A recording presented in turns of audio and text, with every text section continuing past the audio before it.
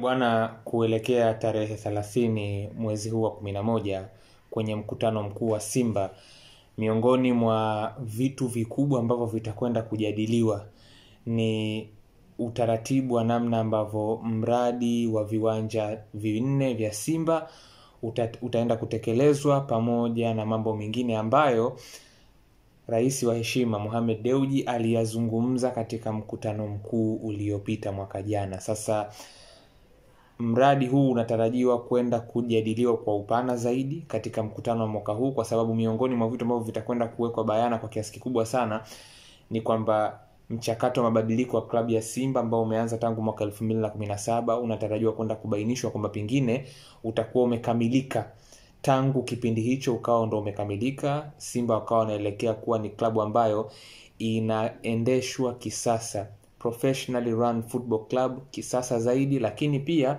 mradi wao wa viwanja vinne ambavyo uliwekwa bayana na rais wa heshima katika mkutano uliopita. Sasa huu ni mradi ambao unahusisha viwanja vinne, viwanja viwili vya nyasi, viwanja viwili ni artificial turf. Na utaratibu ambao umebainishwa ni kwamba vitaanza kwanza kujengwa viwanja viwili vya nyasi, kisha vitafata viwanja vingine viwili ambavyo ni artificial turf, ambavyo vina ubora na kiwango cha FIFA. Sasa huu ni mradi ambao unatarajiwa kuchukua miaka miwili, yani kuanza kwake mpaka kukamilika kwake ni mradi wa miaka miwili. Ni mradi wenye thamani ya dola milioni 1.7 mpaka dola milioni 2, kwa maana ya shilingi bilioni 4 mpaka bilioni 5 ndo thamani ya mradi wa hivyo viwanja vyote vinne. Sasa hivyo ni viwanja ambavyo itatumika nguvu ya rais wa heshima hapo.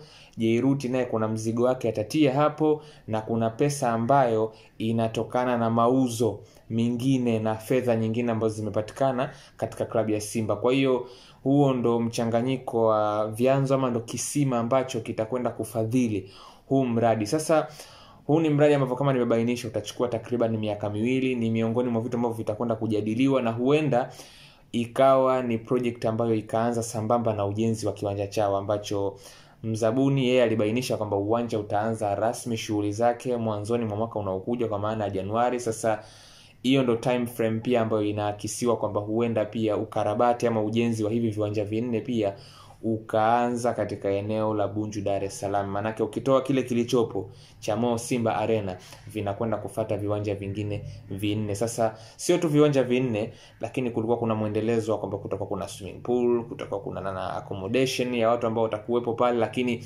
almuhimu ni kwamba sehemu ya kuchezea ndo kiungo muhimu kwenye ule mradi. Sasa hichi ni kitu ambacho kinasubiriwa kwa hamu kubwa sana.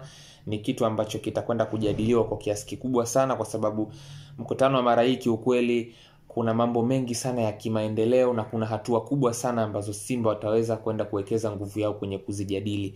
Kuna mambo ambayo yatakuwa yanawahusu wanachama, lakini kwa kiasi kikubwa sana ni njia gani ambayo wanaelekea. Mchakato wa mabadiliko tunaamini ndio utakwenda kuhitimishwa rasmi katika mkutano huu, kwa namna ambavyo CEO Magori aliwahi kubainisha hapa katikati.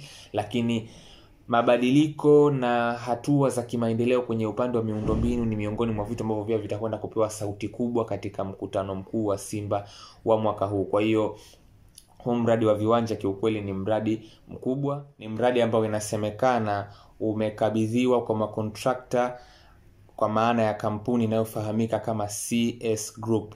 Haijawekwa bayana public hadharani, lakini hao ndio ambao wanaainishwa kwamba watasimamia mradi huu ambao Simba wanataka kuona unakamilika katika eneo lao pale Bunju. CS Group ndo kampuni ambayo inatajwa kama ndo wasimamizi wa ujenzi huu. Kwa hiyo kuelekea kwenye uchaguzi mkuu AGM, Annual General Meeting ya Simba, ambayo itafanyika tarehe 30 mwezi huu, mambo yatakwenda kujadiliwa mengi. Utakuwa ni uchaguzi ambao utakuwa ni wa kipekee kiukweli, lakini miongoni mwa vitu ambavyo vitakwenda kuwekwa bayana kwa kiasi kikubwa sana ni kuanza kwa ujenzi wa kiwanja chao chini ya mzabuni, kwa maana ya ahadi yake katika mkataba ambao yeye alisaini binafsi yake na klabu ya Simba.